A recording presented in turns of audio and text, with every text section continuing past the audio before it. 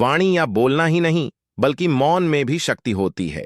यही कारण है कि धर्मों में मौन को बहुत महत्व दिया गया है। वैज्ञानिकों द्वारा भी इस बात को माना गया है कि सेहत से मौन का गहरा संबंध है और इससे मानसिक शांति मिलती है।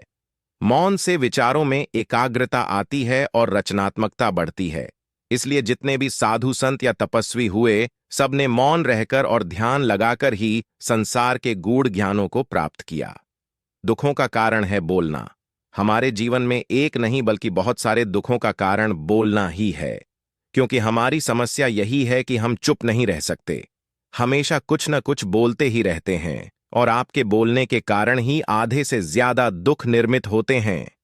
परिवार में कलह क्लेश का कारण भी हमारा बोलना ही होता है।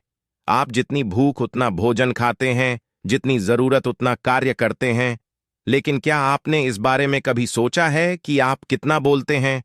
क्या आप उतना ही बोलते हैं जितनी आवश्यकता है या अनावश्यक ही सारे दिन बोलते हैं?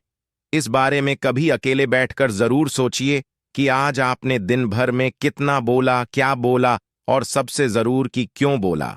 इनमें से कितनी बातें जरूरी थीं और कितनी अनावश्यक।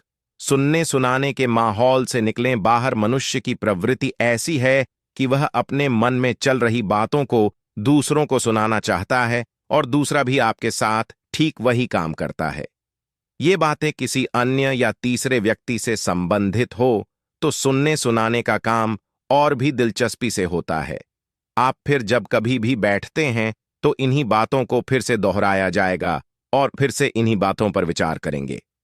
ये सुनने सुनाने का माहौल जीवन भर चलता रहता है और इस तरह से आप खो देते हैं अपना समय, अपना जीवन, अपनी सोच समझ और वो कीमती पल जिसमें जिया जा सकता है और जिसमें आनंद प्राप्त किया जा सकता है। इसलिए इस सुनने सुनाने के माहौल से बाहर निकलें। क्या है मौन की शक्ति? जब तक हम बाहर की ओर बोलते रहेंगे, हमारे भीतर अशांति रहेगी।